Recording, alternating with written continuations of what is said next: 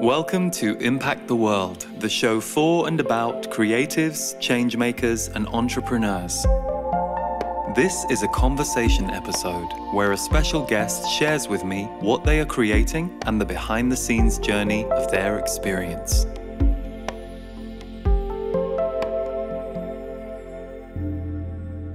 Welcome to Impact the World, where my guest today is Justin Michael Williams. Justin got suggested to me a few months ago, and I'd not heard of him or his work before, but as soon as I took a look, I could see why he has become such a pioneering voice in the wellness field, especially where diversity and inclusion are concerned. But what I really enjoyed about our conversation is, he talks about the behind the scenes of creating his book and his meditation practice, and how when he initially was told about meditation, he didn't want anything to do with it. And now, all these years later, he's become one of the leading voices in the meditation field. He's also a very accomplished musical artist. So the conversation covers a whole range of things, and I think you'll enjoy Justin's energy as much as I did. You can learn more about him at justinmichaelwilliams.com. As usual, we will put links to his work in the show notes.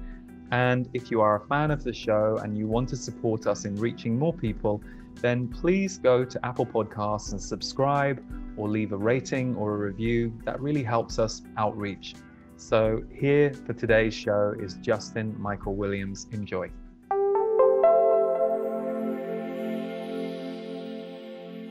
Justin, thank you so much for being here. And it is lovely to get to meet you. And I'm only recently more familiar with your work. So I've been blown away because I first heard of you because of the book Stay Woke and the meditation work that you do and the work you do as a teacher.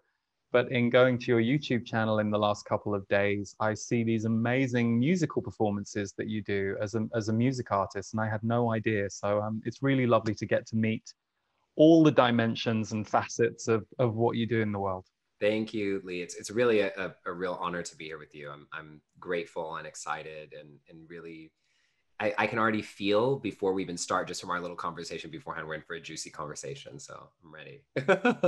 Well, before we kind of dive in, I'm curious, and I'm asking a lot of guests this at the moment, because it's been a year like no other. We're recording this in February 2021. How are you doing right now, like with the last kind of 12 months that we've all been through as a world? How are you, where are you at with everything we've been through? It's really, what's interesting? I do many interviews a week and no one asks that. No one asks that. Like, how are you doing with it? And so on the professional side of things, I'm doing phenomenally. It's been a beautiful last year and beautiful by meaning like my work, the work that I do at the world, kind of intersecting mindfulness and social justice and music, has people get it, and it's in high demand, and it's been a wonderful year professionally for me.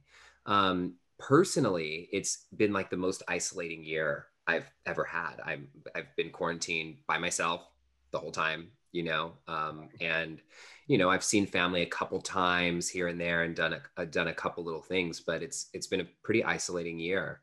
And that comes with its challenges, but also benefits too. Like I've gotten to really kind of go into my cave and create a lot of really, really amazing things. But in terms of like connection and physical connection and just giving people hugs, and I'm wearing this shirt right now that says, No Hugs 2020. And it's actually this brand actually that's raising money for healthcare workers' mental health, because they say the sweater's really soft and it says, let the sweater be your hug, and don't go hugging people because it's spreading COVID,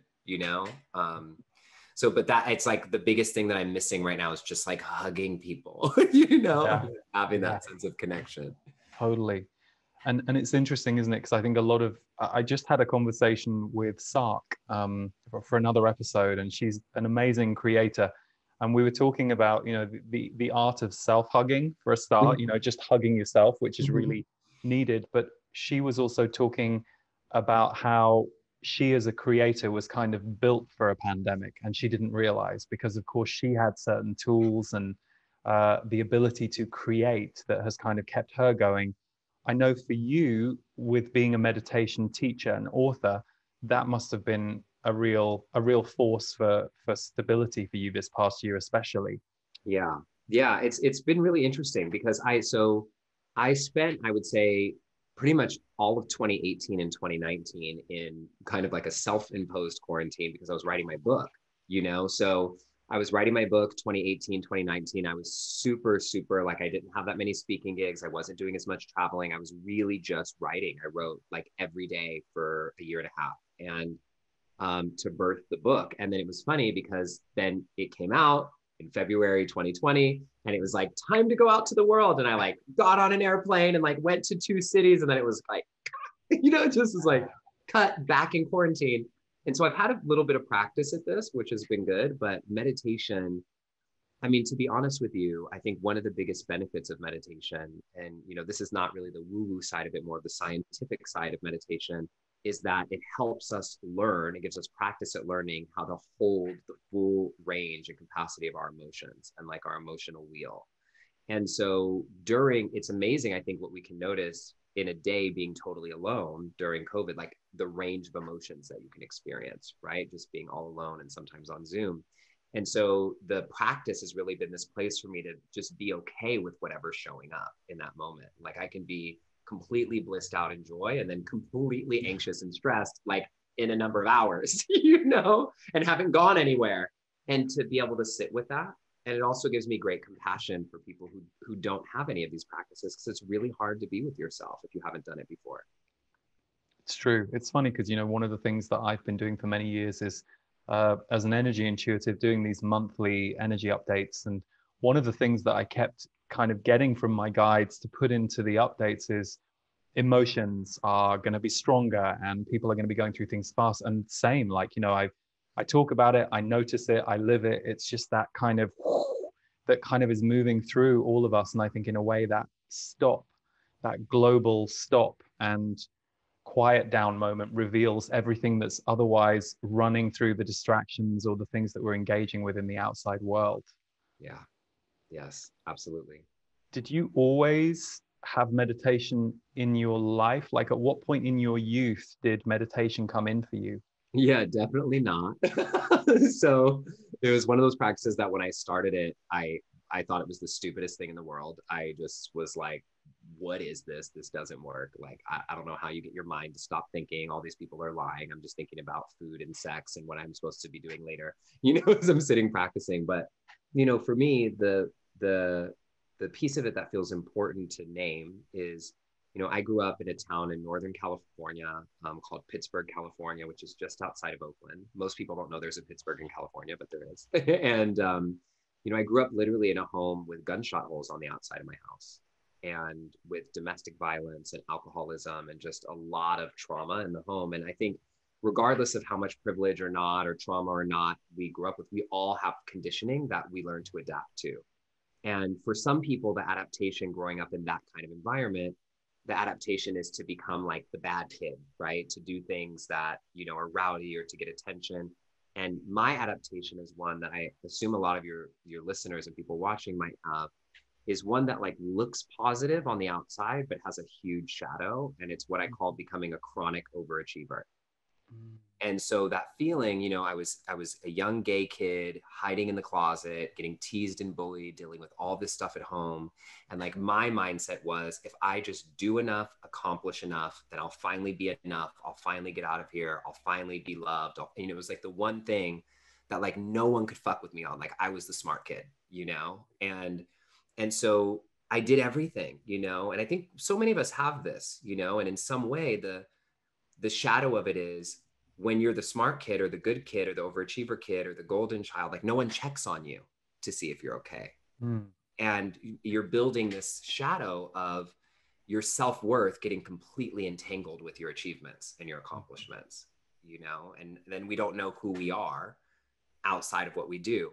And so the reason I tell all that kind of story is because I end up getting a full ride academic scholarship to go to UCLA, which was a huge deal, for a kid like me where I grew up. And I get to LA, I come out of the closet, I have extra money because I have all these scholarships. I'm living in this ritzy neighborhood now for the first time in Los Angeles, in a beautiful place. And like, I had this moment and I said, how is it that I've accomplished every single thing that I've set out to do? My life looks exactly like I always dreamed of as a kid, and I'm still miserable. Yes.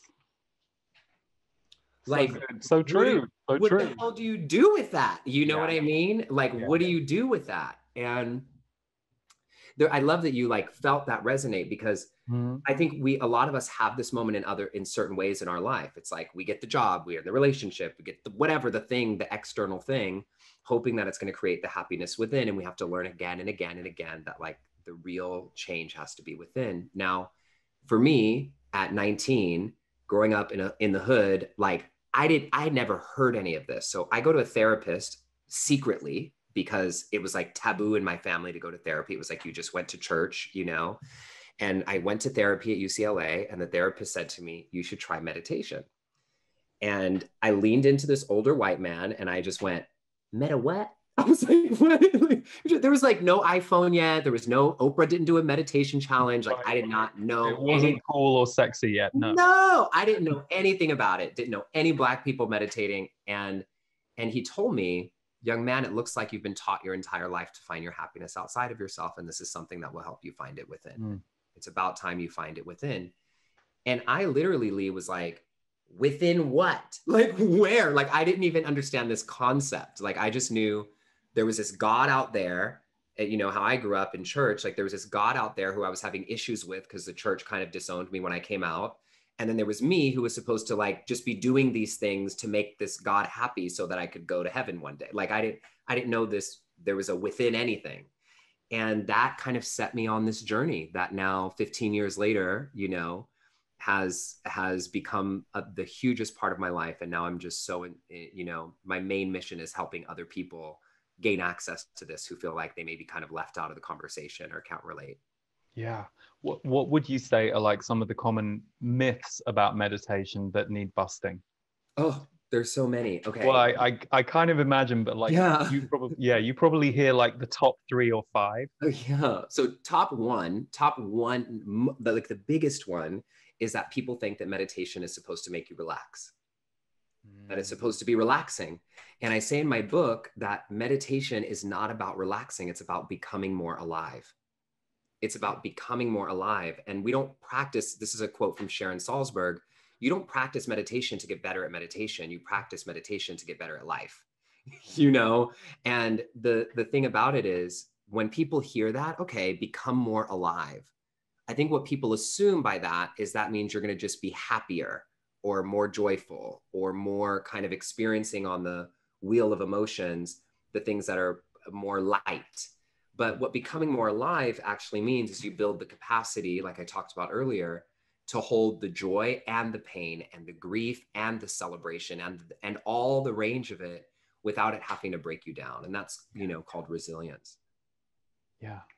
And when you have, because I'm curious, because you've taught all ages, and one of the things that I love about your book tour that I got to see is that you took it into schools and colleges, and that was kind of the whole vision for the tour, which sounds like it got a little arrested. But I got to see a video clip of you with, I think it was it 3,500 students? Yeah, 3,500 students. Yeah, yeah, and that looked so impactful. I'm curious, like when you take this to young people, what kind of happens for them?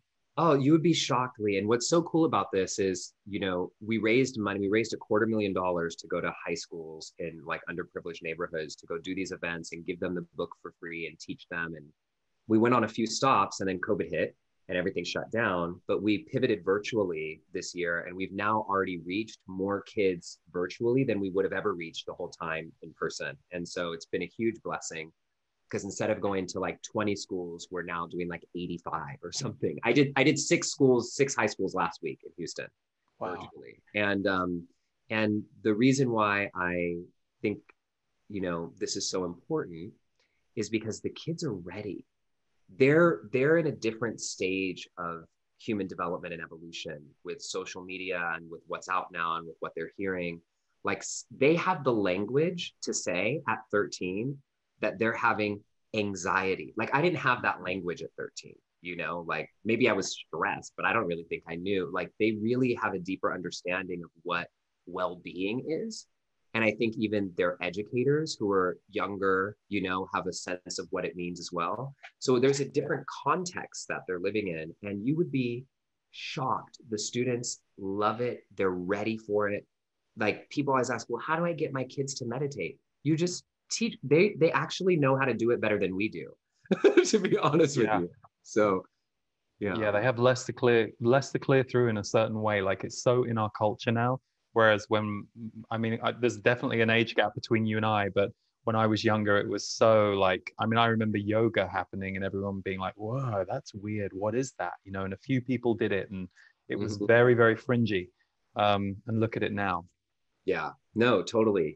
And for the record, I'm 32. I'm turning 33 in a couple of weeks. And I think generationally, each generation that kind of comes forward gets a different opportunity for healing. And one of the things that I love is, this is a quote from one of my colleagues, Dr. Sarah King. She says, "We are beings that live at the nexus of the dreams of our ancestors and the memories of our descendants." And I think that's so beautiful, because our generation, when you don't break it down into like Gen Z, millennial, but like those of us who are alive here on the planet now, we're really the first full generation of people of diverse backgrounds with an opportunity to actually do this healing work together. Yeah. This is the first time, like, Indigenous people, people of color, have never actually had an opportunity to ever think about things like manifesting or mental health. Yes. And so it's a big deal for these kids to start doing this, because some of them, they're the first ones in their whole family to ever even think about their mental health.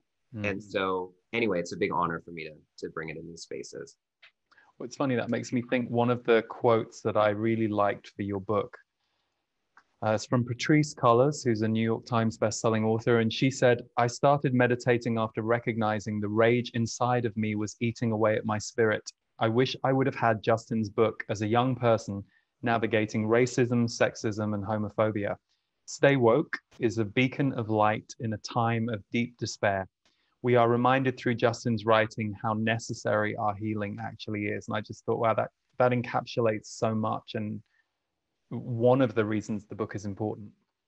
Yeah, it's really special, and one thing that I feel called to share is, because I know a lot of people listening or watching might be like, well, how does this come to my school? Like, I'm an educator.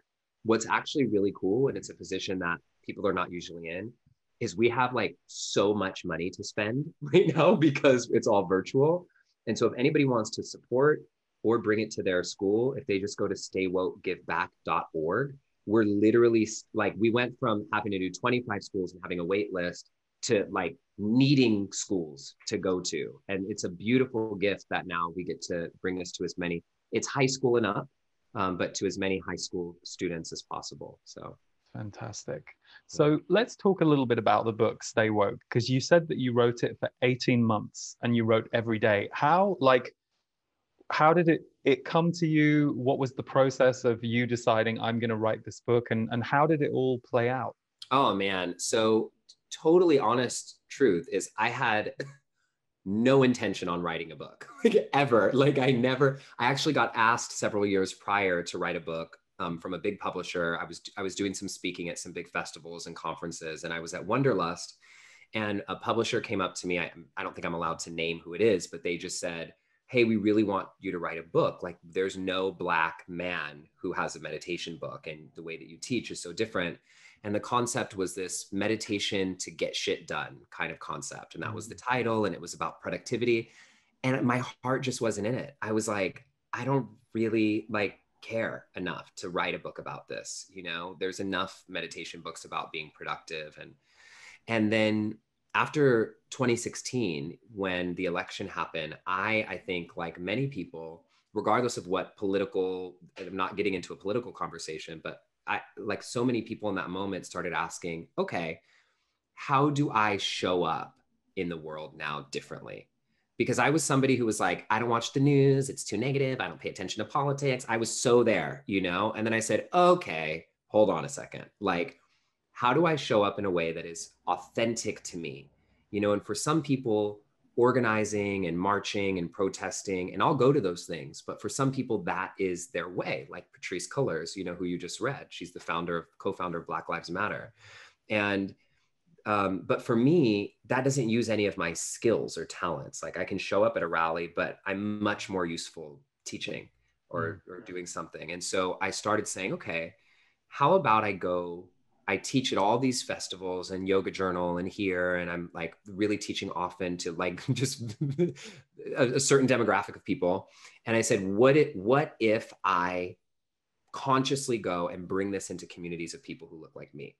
And so I started hosting these free events, meditation, and it was like so diverse and so mixed. And what happened is this talk that was kind of my signature big keynote talk that I gave everywhere, I had to throw it in the trash can because all of these people were asking completely different questions. Right. They were completely different questions. And I was like, oh. And so after doing that a few times and it started to build, the audience started to build and the desire, something in my spirit said, you have to write a book. And I went, no, like I was just like, no, really? And I sat with it for several months and started working on the proposal. And then it really was, to be honest with you, some people have these horror stories about writing books. Like I hear so many horror stories. It was one of the most incredible experiences of my life. Just it transformed me completely. The level of like focus and commitment and relationship to writing that I had never had before was just so beautiful. My publisher, Sounds True, was incredible. Like I have nothing but the most amazing things to say about, you know, the process of writing. So what was it about it specifically that perhaps gave you the process? What about the process specifically was so transformative for you? All right, I'll tell you the thing that I was almost not going to say, which is always the fun thing. So I was like, am I going to say this or this? But I'll say this. So at the beginning of my writing process, I saw one of my spiritual teachers, and she did a reading for me. And over the last, I don't know, 5 or 6 years, I've done just a lot of work on myself to prioritize my connection to spirit, like create the least amount of static possible, you know, for that space. And so I'm getting ready to write. And I have this reading. Literally the week before I was starting the book, she had no idea I was writing the book. And she does a reading. She says, you have a huge creative project in front of you that has the power to change the trajectory of your entire life. And I'm like, yep, you know what I mean? And so she just No said, pressure. yeah. And she just said, and I can tell you've done a lot to clear your energy, but you're missing your most distracting thing of all. And I said, what? I'm thinking, there's nothing left. Like, I don't drink, I don't smoke anything. Like, I don't have any caffeine, not even black tea. Like, you know, so I thought she was going to say sugar. And I was like, I'm not giving up sugar. Like, I just was there. And she said, boys and sex. That's the first thing she said to me. And it wasn't like I had a sexual addiction or problem, but she said, like, the eros, that creative sexual fire energy, yeah, she's like, it's leaking.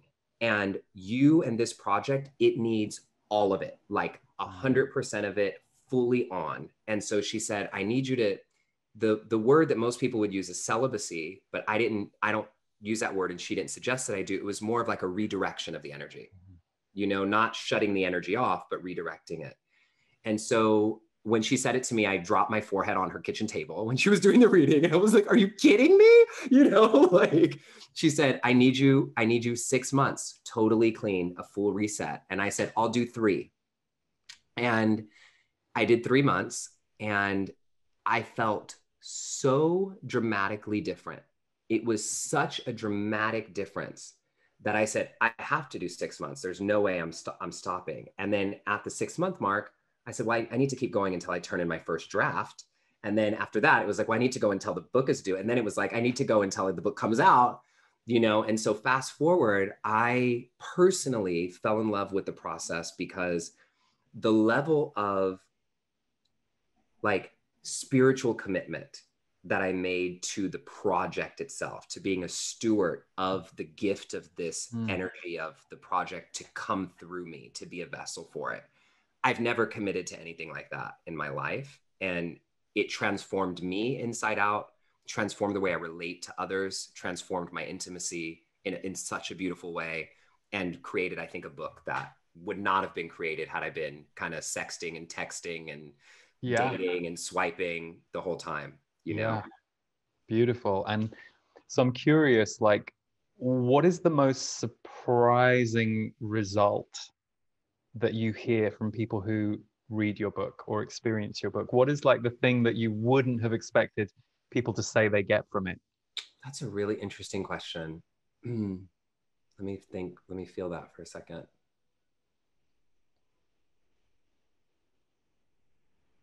I do not know the answer to that question. No, and the only reason I thought to ask it was because you just share with us this brilliant story of how you infused the book, and it makes total sense. But I'm curious, I'm like, okay, that's interesting, because you know, the way creativity works, what we become or who we already are when we bottle that energy and work with spirit to bring something through. So I was like, well, that's interesting. There's something about purity, purifying with no judgment about sex at all. No. I just mean you really purified yourself in a very first time in your life way. So something that was kind of coming through you. I'm curious. I'm like, wow, that's going to be, You know what? So sorry, I didn't mean to interrupt you. No, go ahead. I just got excited. So the thing that I think will surprise people about the book in general, maybe this is the reason the question might have been hard for me at first, is because these responses don't surprise me, but I think they surprise people when they're going to go into a meditation book. So the second chapter of my book, or the third chapter actually, which most people don't expect, is I do a whole chapter on self-sabotage. And the reason why I talk about this before I even let people meditate is because I tell them, if you're doing all these personal growth practices, podcasts and meditating and praying and whatever mantras and affirmations you're doing, but you still have all this self-sabotaging shit going on in your life, it's like watering a garden full of weeds and expecting roses to bloom. And so it's like, how do we pull out some of these weeds to make space for the new growth, you know, in the garden of our lives, which is obviously a part of what I did, you know, and what I, like you said, bottled up. And so what most people write about first is they were like, I thought I was picking up a meditation book, and you have me like completely changing these things in my life that I didn't even realize were holding me back. And that is exciting to me. And, you know, I don't say that, like in the book, I'm very clear. I'm not promoting celibacy. I'm not promoting sobriety. I'm not promoting anything like that. I'm saying, who do you want to become? And who are you now? And what's out of alignment? You answer the question and you'll know. You know what I mean? People will know if you guide them properly. Yeah. So you created this book, but even though you've been a teacher and a meditator for a long time, I'm curious, like, what was your path with personal development and spirituality? So you talk about your spiritual teacher and the reading she gave you, like the meditation pebble was dropped in therapy. Where did you then go with your journey into mindfulness, personal development, spirituality, whatever it looked like? How did that all unfold? Yeah, so it's actually the funnest thing. So in that same moment with the therapist, so there's so many levels, but I'll just say this story. After I tried meditation a handful of times and thought it was super stupid and hated it, I love that you say that. It's so important that you say that. I really did. And like, I just was like, I quit this. Literally the universe did like a divine intervention because I had quit. I just said, I'm not doing this anymore. And that day I had gone to a meditation workshop and I left and I said, you know what? I called one of my friends. I said, they said I should try this meditation thing. It's supposed to be making me happy. It's irritating me and I'm not doing it anymore, you know? And I went to a party that night as a +1, literally somebody's party. I didn't know who it was. I came with a friend just as a guest and I sit down in this chair and this older white gentleman sits next to me. So picture, I'm like freshly out of the closet, like wearing like a deep V-neck American Apparel t-shirt when that was a thing and like hot pink and like had a ponytail. And this is like a 70-year-old white man. And he sits next to me and says, hey, young man, how was your day? And I said, well, it was okay. I was like, I've been doing this meditation thing, but I don't really like it. And I leaned into him and said, have you ever heard about meditation? Because I still think it's this thing that nobody really gets. Yeah. Little did I know, I'm sitting next to literally one of the world's most renowned meditation teachers and scholars. His name's Lauren Roche. He wrote Meditation Made Easy, Meditation Secrets for Women, the Radiant Sutras, has had books in print for 40 years. And here's my little ask, like, have you ever heard about meditation? You know? And we have this whole conversation that night. And he says, well, I want you to give this one more try. And he invites me to the beach the next day in Santa Monica and introduced me that day to a practice that felt nothing like the other meditations that I had done. It just was so different. And at the end of that session, he said, all right, young man, if this works for you, I want you to try this every day for 2 weeks. And I want you to text me every single day for 2 weeks. And if this works for you, I'll teach you everything that I know. And wow. I'm looking at him like, why? Like, I'm thinking, he's trying to pick me up. Like something weird is happening here, you know? and, you know, he was giving me, you'll appreciate this, Lee. He was giving me, and back then I didn't get it, but like the yoga eyes. Yeah. I mean, like he was like looking straight in my soul. Now I love that. But when I was 19, I was like, what is going on? I remember that too. I remember the first people did that to me. I'm like, are you okay? You know, totally. And so fast forward, in that moment, I asked him why. And he said, I'll never forget these words. He said, in all my 40 years of teaching, I've never seen someone your age who looks like you and who's gone through what you've gone through, who's been this interested in trying to figure out this practice. And I think one day there are going to be people who need to hear your voice who don't need to hear mine. And in that moment, I think as I was a kid, I probably said something like no pressure or something, but really the rest is history. I ended up apprenticing with him very closely for 3 years and helping him build out his teacher training. And that was kind of like my insertion point fully into the community. And from there, it just, you know, I dabbled yoga and then this and astrology and tarot cards. And now I'm like, I got crystals all over my room. And it's the whole thing. So it's funny how the crystals get you, because I was like not into crystals at all. And the minute as soon as I had my channeling connection happen, I needed to kind of get crystals. But for years, even though I was really into like tarot readings, metaphysics, crystals was the thing I was leaving to everyone else. And then they get you in the end. They get you. They do. But I love this story about you essentially being initiated by him. It's kind of like you found your Yoda and you were his Luke. And totally. It was exactly that. And it's really beautiful because as you talk about the spiritual journey, it just set me on a completely different pathway. You know, it was like my life before that and my life after that were two completely different things. It was like it picked me up and put me on a different road, and one that I'm so grateful to be on, you know? Yeah. Well, let's talk a little about music, because that was the thing I didn't know. So you were recommended to us. We checked out your work. We were like, oh yeah, he looks great. Love his book. But somehow when I first heard about you, the music went right over my head, or I just didn't see it until I was prepping to talk to you today. It's pretty amazing what you do, the level of performance, the creativity of the videos. I'm kind of bummed because we wanted to share one of your videos at the beginning, but we'd run into copyright issues with YouTube if we did that, because you're doing kind of a medley of like Glory and a Beyonce song, and I mean it's fantastic.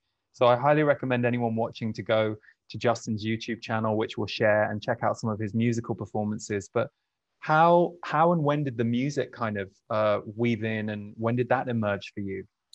That's a really big question. So, and a really interesting story. So I had always wanted to do music ever since I was a kid. Like if you asked anyone when they knew little Justin growing up, like what was Justin going to be when he grew up, it was going to be something to do with performing and singing and music. But given all the stories that I told you, you know, like getting teased and bullied and also needing to try to be successful and achieve and get out, I just like let that completely fall to the wayside. And I went to school for marketing and started a marketing company in 2008. And like while I was in school and was completely on this kind of marketing path, and mindfulness and stuff was just like in the background. It was just what I was doing personally, you know? And then, God, 8 years ago, almost 9 years ago, my grandmother, who in my family we call Baka, she was diagnosed with stage 4 cancer, and the doctors told her she had a couple months to live. It was a huge shock. because she was 67, seemingly healthy, very active, like it was like out of left field. And her and I were very close. You know, I don't know if anybody listening, if you're close to your grandparents, you know, it just was like we were so close. And I flew home to the Bay Area and I walked in the door and my whole family was in the house. And my grandmother literally goes, "Shh, come with me." And like she like snuck me into the back room when none of the family saw. I like had my suitcase. She had me leave my suitcase outside so nobody heard. And she sat me down and she said, "Close your eyes." And I'm like, what? I'm just thinking, what the hell is going on?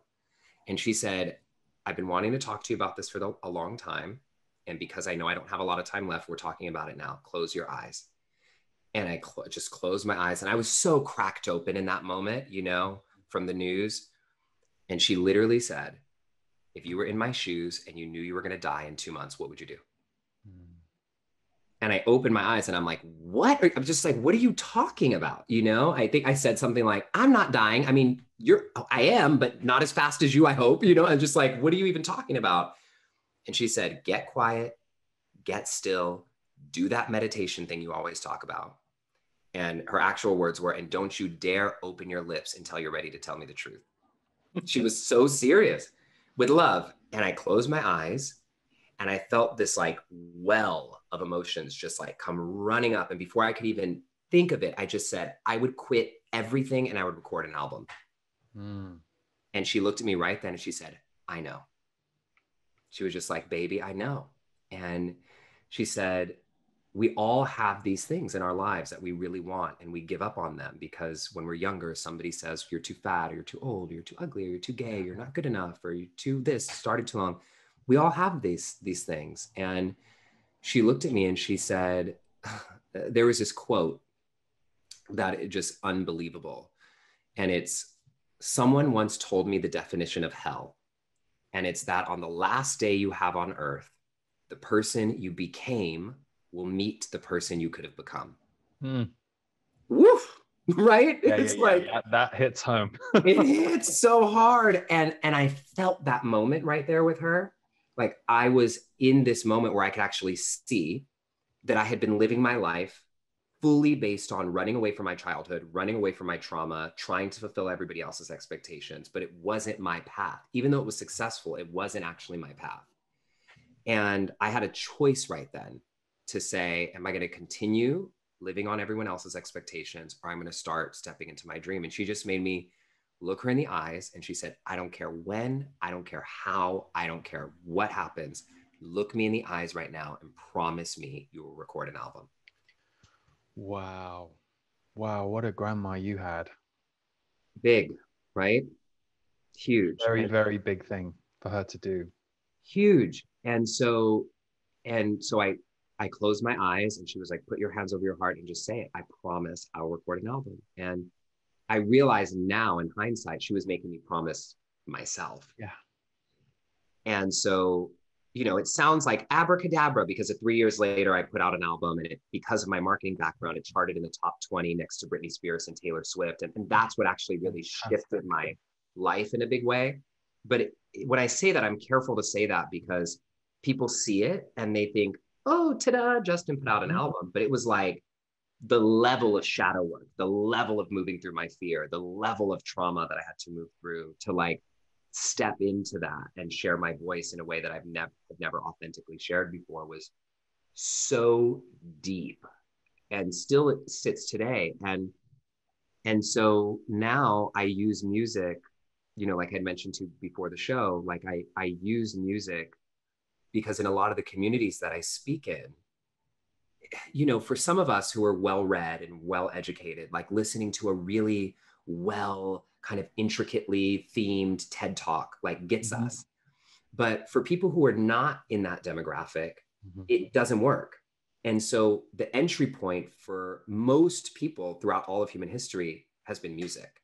That's where the message comes from. And so I use music not just to be like an artist, but to use it as kind of like the sugar that makes the medicine go down. Yeah, totally. And music is such a universal language. But there's something I want to like kind of point out to our listeners and our viewers in reference to this story that you've just shared. Because first of all, we can talk about Britney and big artists like that. And you say, I had to go through a lot of shadow work to get there. Well, anybody who is of a certain level of success either then has to go through their shadow work because they're in that glare, that spotlight, or that perceived thing that was supposed to make them happy, Yeah. but often doesn't and can come with all kinds of problems that they're not prepared or equipped to deal with. Or they've already done a certain amount of work so that they can just be in that space and then leave that space. And it's just, oh yeah, now I do this thing, now I do this thing, but the continuum of life exists for them. It's not their success status or that thing they achieve. But I think one thing that hits me in hearing your story from your grandma, and anybody who goes and watches Justin's videos, if you don't know his performances, you'll see this. Watching you perform is no different to watching one of those artists you mentioned. So Wow. what's most interesting to me in the story is the level of prowess you have as a performer was in you and was suppressed. Yeah. And I mean, how true is that for all of us? And of course, not everybody is going to be like a brilliant pop artist performer and do the things that you do. But all of those gifts and talents that all of us have, from the small things to the big things, are all in there for all of us. But we've learned to push them down, or we've been encouraged to push them down, or they haven't been included in a way that has made us think we can include them in our life or in the lives of others. So that's what I take away from your story. Yeah, that's huge, and I think it really gives an ode to when people think about healing their trauma or doing shadow work or going, into these things, they often think that you're just going into the past and focusing all this bad stuff. Mm. But some of your greatest gifts are hidden behind that Mhm. shadow, and that's what I found is like I had to go into the shadow. And once I shined my light of awareness on it, like my greatest gifts were hidden behind that shadow. And so that's why in so much of my work, like I'm not very much of a, like, I'll say it this way, I'm not just a love and light kind of meditation Mhm. teacher, like a we are all one kind of teacher at all. I love that, and I subscribe to it, but with an and we got to keep it real, and we have to look at the trauma of our world, of the shadow, of the collective, of the individual, to see how we can actually make this change happen, not on just a surface level, but in a real transformative level. And so yeah, we all have it. And I love that you said that, Lee, because it's not about you becoming, like, throwing away your life and becoming an artist. It's about, the mother that you see yourself as, or the partner Mhm. that you see yourself as, or the way that you love your body, or the business idea, all these things that when we close our eyes, like my grandma had me do, we can see that person that we know is inside of us. Mhm. And it's about what do we do to wake that up? And that's really what I try to do with people. Yeah, and how our life force just kind of gets dented or bruised. And if the dent or the bruise kind of gets dragged with us through 20 years, you always have this slightly compressed pocket inside you that could burst forth and do something else. And actually, I think that's one of the most exciting things about being a creator. So I've been like a creator since I was little. Luckily, I had the connection to be creative and create things in the world. It was probably what kind of got me through the rough years when I was younger. But when I then became passionate about metaphysics and personal development, and I had to kind of seek them separately because not many people were fusing them at the time. So I'd go over here to work on my shadow, and I'd go over here for metaphysics and love light. And then nowadays it can all fuse, which is great. Yeah. But I think one of the things that I then came to understand is I'm like, oh, the reason I love creating is because it is transformational energy. And if you're, I won't say doing it right, but if you're really surrendering to creativity, it will transform you. As you create this thing and you birth this thing in the world, the really good kind, also kind of like you shared with your book, is going to rewire, recalibrate, and open something in you. And that's the really potent creativity. And I mean, we can go back to what you just said about being a mother. I mean, look at creating a baby and bringing a child into the world, which Yeah. is kind of something that I think we just overlook. I mean, it's a miracle and it's around us every day, and we all came through that route. Yet it's just kind of a little humdrum sometimes in the way that we see it in the world. But it's amazing. It's a miracle. I love that what you're saying, because it is. It just reminds me of what I talked about with my book and with anybody who's created anything. Like the when you really give yourself to that process, like I can genuinely say, I think I personally, in ways that I never could have expected, got just as much out of writing my book as like anyone will ever get from reading my book, because it completely transformed me in a way that I never could have even fathomed would be possible from writing a book. And I think, like you're saying, with motherhood, like anybody, you know, my sister, when she had her first child, my sister, who she was before her child and after her child, were two completely different people. Oh yeah, You know? totally. So, yeah. Totally. Yeah. If you're close to, yeah, I mean, that's fascinating to me. And same with the men in my life who became fathers, like watching that transition from I'm not a parent to I'm a parent. I've seen that so many times. It's incredible to see it happen Yeah. and to get to witness it. Yeah. Yeah. Wow. Well, what is next for you, Justin, and what is next for Stay Woke? Because it's been great to talk to you in here, but what do you kind of have in the ethers for the kind of year to come, if you have anything at the moment that you're dreaming of, thinking of, creating?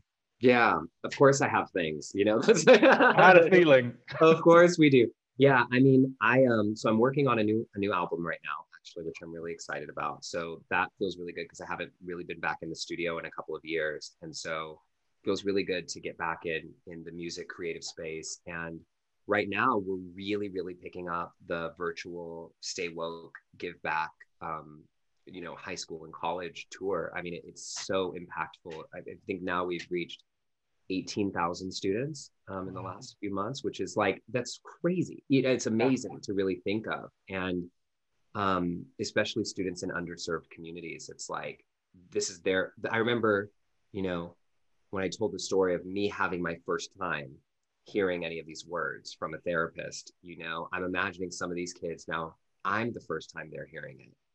And it's also now from someone who looks like them, you know, and who like can relate to their stories. And so that's a big part of what's here. And the final thing is I actually just signed my second book deal, which I'm very excited about. Congratulations. Yeah, just I can officially announce it because it's done. And the work is really around uniting people across what are perceived as divides and really helping us come together in a space of transformation in a way that can actually help us not just kind of keep talking about equality and talking about racism and talking about these things, but to actually help us end it, like end this idea of using in-group, out-group distinction based on skin color in this generation. And I think it's something that we all really can do, especially in our transformational community, because we look at something that seems as impossible as ending racism, but we in transformational work know and have seen people change so dramatically.